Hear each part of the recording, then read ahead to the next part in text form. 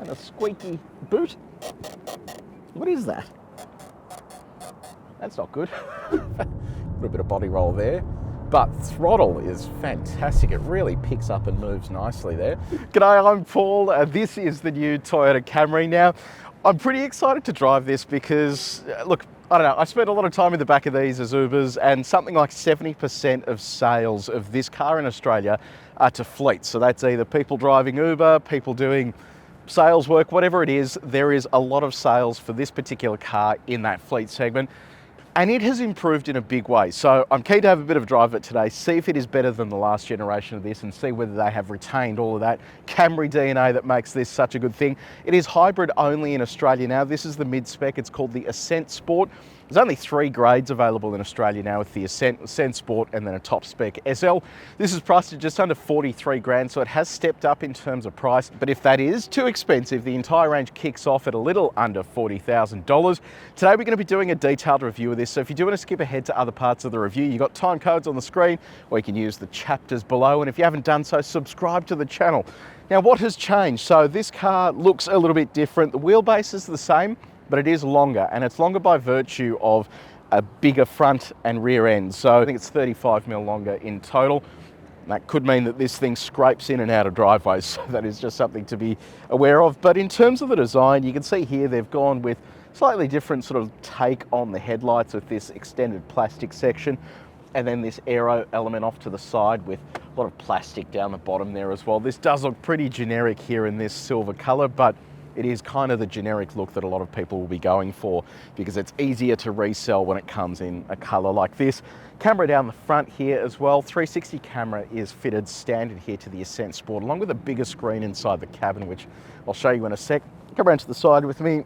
So down here you've got a set of 18-inch alloy wheels, pretty sort of standard design. It's got that sort of silver finish to it, nothing sort of too outrageous.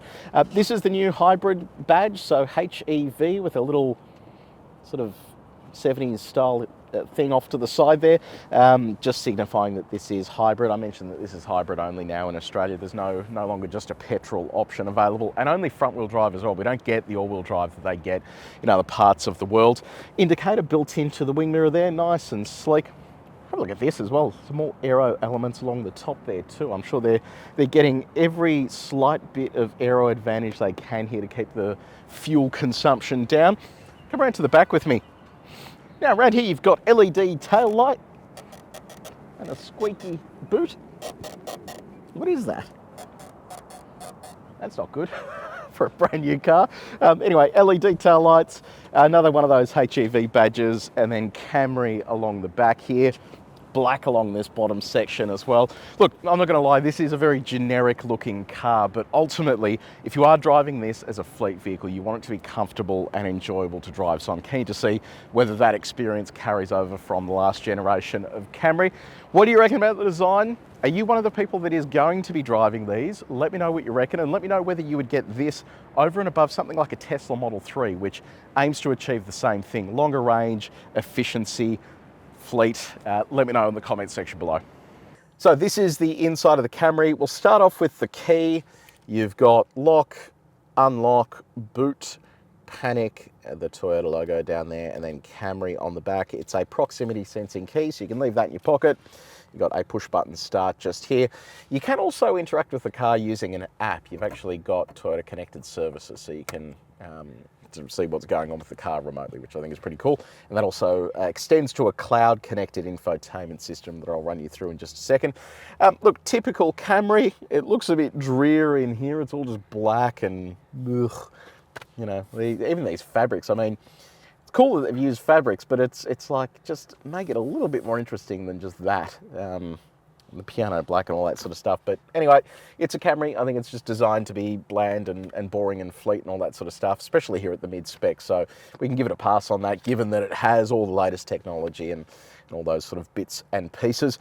Now, in terms of your touch points, so sort of semi-firm in the center there, soft on the door. How soft are they? We've got our gyrometer. We've tested the main surfaces in this cabin. If you do want to see how this car compares to others we've tested before, have a look at the link in the description below. Yeah, build quality. Let's see what it's like. So a little bit wonky there, but not too bad. And this is what our door slam sounds like. Now, let's talk infotainment, and this is genuinely an impressive display here, so a little over 12 inches in size. This is a step up from the entry level. So the entry level gets a smaller screen, both the top spec and this mid spec get this. And I think that this mid spec is probably where it's going to be at in terms of people buying a Camry, especially if you're going to be spending a lot of time in it. The entry level has that sort of plastic wheel. This is leather wrapped in terms of the gear stick and the steering wheel. So it does feel a little bit more premium in here, and you are going to get the better infotainment system as well for things like smartphone mirroring. So I mentioned this is a cloud-connected infotainment system. It has inbuilt satellite navigation, and that means that it's going to cater for things like traffic and also communicating with this externally. So it is a fully featured system with over-the-air updates as well, which is great. Sound system, AM, FM, DAB, digital radio, and then in addition to that, you also have a 6-speaker sound system. Sound system is, it's okay, nothing sort of too crazy. But it does the job. Smartphone mirroring, both Apple CarPlay and Android Auto, wireless as well. Have a look at that. Big display, nice and sharp, easy to use. One thing I did notice, and I've noticed this before in a couple of different cars now, and I don't think it's phone related because we've got this phone now from Apple. They've sent us, and it's a different phone to the one that we normally use, which is my Pro Max. After a while using wireless CarPlay, you get to the point where it lags. So I'll be on a phone call, and the voice that I speak will lag to the person that's hearing it, and then vice versa. So you just end up talking over each other. And even things like voice commands, if you push and hold and use Siri, you'll talk, but the little orb that comes up doesn't move, and it moves later on. So there's like this weird disconnected lag between them. So I don't know whether that's a Toyota specific thing, because I can't remember the last car that I had it on, but it's definitely something to do with wireless smartphone mirroring. So let me know in the comments section below whether you've had that before. Seems to fix itself every time you get into the car, but just something worth keeping in mind. Outside of that, it sort of all works perfectly fine. Head of the drive, you've also got a smaller digital display as well. Not as crazy, but hybrid specific. So you're getting stuff like your power and charge settings. The other fascinating thing as well, when you brake, and you'll notice this when we go for a drive, it actually comes up that you're braking. Now, this is useful in an electric car because if you are doing regen braking, you know when the brake lights are coming on. But here, where it is such a light regen, it is quite surprising they've bothered sort of letting you know when the brakes come on, because you know because you're pushing the brake pedal. So it's just a bit of a weird one there. But yeah, outside of that, quite a good system and all very easy to use while you're on the move. Now let's talk about safety. So this is fully packed. You have autonomous emergency braking with pedestrian, cyclist, motorcycle detection, auto dimming rear vision mirror, blind spot monitor built into your wing mirrors. You have radar cruise control with a lane tracing assistant. You have a driver distraction monitor. You have front and rear parking sensors and a 360 camera. I will show you what that looks like. It's got this weird thing that they've put through from the Land Cruiser. I just don't see the logic in this because it is very low quality and kind of redundant. So I'll pop that into reverse so you can see what that looks like. If you ignore all the beeping and the annoying stuff, this is actually quite a good quality camera, both daytime and nighttime. It works really well. So it's quite an impressive setup there, and it's good to see that they have gone to the effort of actually including a decent camera in a new car, which a lot of manufacturers don't seem to do for some reason. Finally, this is what the horn sounds like. So moving on to practicality, what is going on here in terms of phone connections and all that sort of stuff? So you have USB-C down the front here, 3 sets of those, 2 for charging, 1 for that smartphone mirroring stuff. You have a wireless phone charging pad. You've got plenty of storage here for cups and other bits and pieces. 12-volt outlet in the center as well. Plenty of storage there too. You have sunglasses holder up the top here, and then a pretty generously sized glove box as well.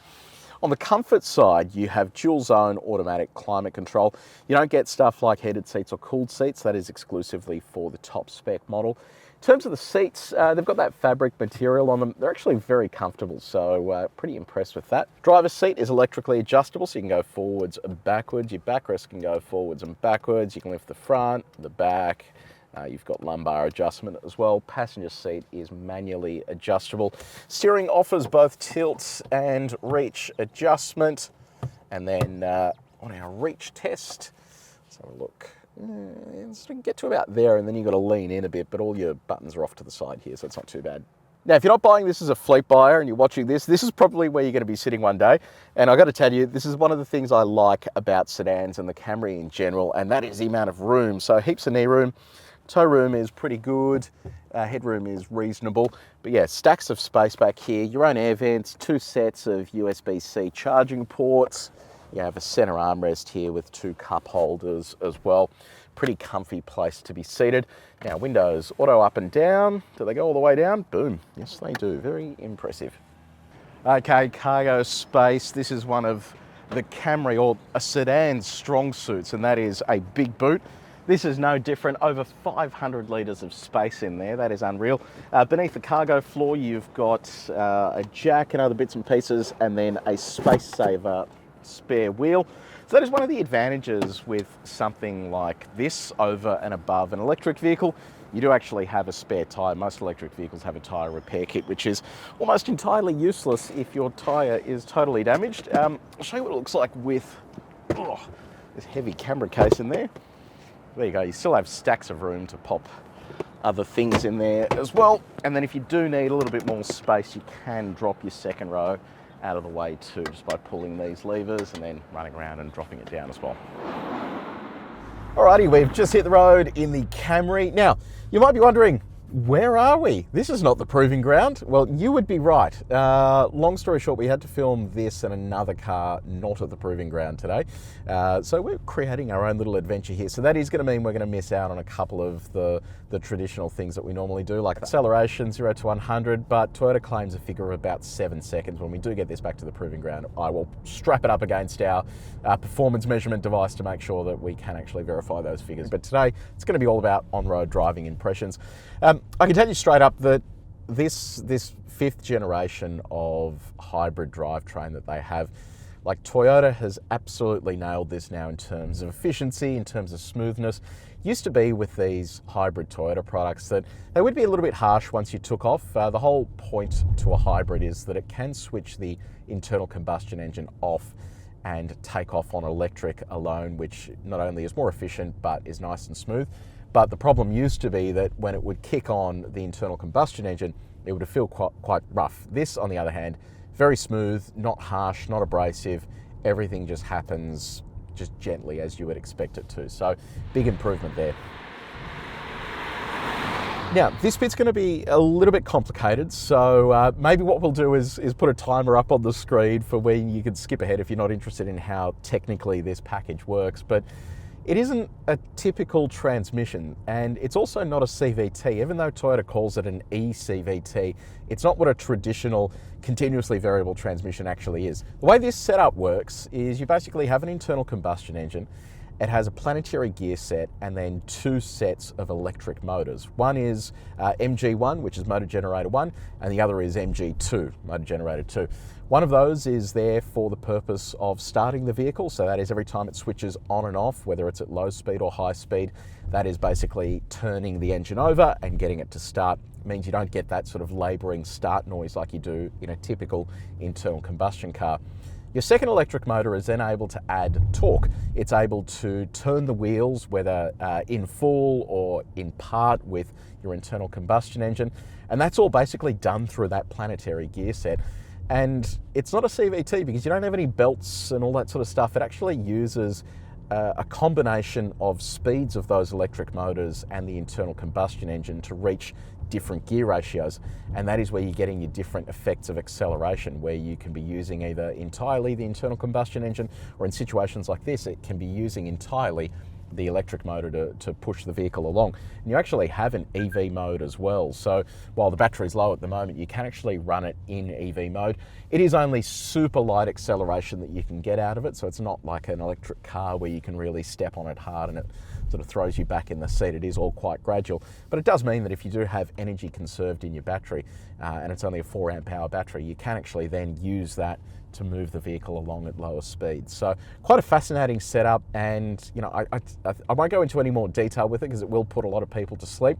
But there are some cool videos that I'll link to in the description below on how this particular hybrid setup works for Toyota, because it is quite remarkable stuff. Now, the big advantage of that is that you're getting great power out of this. So the internal combustion engine alone, 138 kilowatts of power, 200 odd newton meters of torque. But when that pairs with the electric output of 100 kilowatts, you get a combined 170 kilowatts of power. And in a car like this that only has a small battery, 4 amp hour battery, it isn't a huge amount of weight to be lugging around in terms of the electric components. So when you do give it a punch, it actually feels really nice and solid behind the wheel. The other remarkable thing here as well is the fuel efficiency. I was getting under 4 litres per 100 kilometres on the combined cycle, which is genuinely remarkable. Now that we've been driving it around a fair bit more, we're sitting on 4.5, which is still an insane figure for a vehicle this size. And the other thing you've got to consider as well, and I know I'm blabbering on a bit here, but this has a CO2 output of under 100 grams per kilometre. And if you compare that to a Tesla Model 3 long range, the government offers this thing called a fuel life cycle, which is how much you're emitting when it comes to the full fuel life cycle of the vehicle. So that is the production of the fuel and then the amount the vehicle emits. And if you look at the general energy sources that the government looks at across Australia at any given point in time, a Tesla Model 3 long range actually emits more carbon than this does if you have a look at how it's being charged. So it is quite interesting that an internal combustion car like this is actually the better choice for the environment when it comes to operating it day to day. The other thing as well is that you're getting regen as well each time you come on the brakes. There's that brake light thing I was talking about before. Each time you're slowing down, the vehicle is basically able to plumb energy back into the battery system for later use. So that is a handy feature there, and it means that you are able to charge the battery each time you go down a hill and stuff like that. And actually, I'm curious, we did ages ago the Kia EV6 versus the Audi Q5 diesel to compare electric versus diesel. Then we did the BMW 7 Series versus the i7. Everyone complained about little bits of that. What would you think about a Camry hybrid versus a Tesla Model 3 long range from like Melbourne to Sydney? Let me know in the comments section below if you reckon we should do that, because I'd be keen to give that a crack. And while they're not similar cars there in terms of pricing, you could kind of compare the two when it comes to ride sharing and the type of utility that someone's going to buy this for in a fleet setting. Now let's talk drive modes. You've got Eco, Normal and Sport. I'm going to slot it over into Sport for our freeway on-ramp here. We'll see how this feels. Oh yeah, it's got a little bit of body roll there, but throttle is fantastic. It really picks up and moves nicely there. That is good. That's one of the things I love about these hybrid systems. Once they need to move, you're getting the assistance of the electric motor and then your internal combustion engine coming together to give you all of that momentum that you need. Steering feels great as well. I am keen to see what this is like on our choppier stretch of road at the Proving Ground, because I think that's where we might unearth some of the downsides to this package, because Toyotas tend to be pretty softly tuned. So we'll wait till we get it to the Proving Ground for that. But here in and around the city, it is sort of fairly comfortable. Now let's talk about the lane trace assistance. So basically you've got adaptive cruise control. So we'll set that at 80 and then switch on the lane tracing assistant. You can see the little steering wheel comes on there.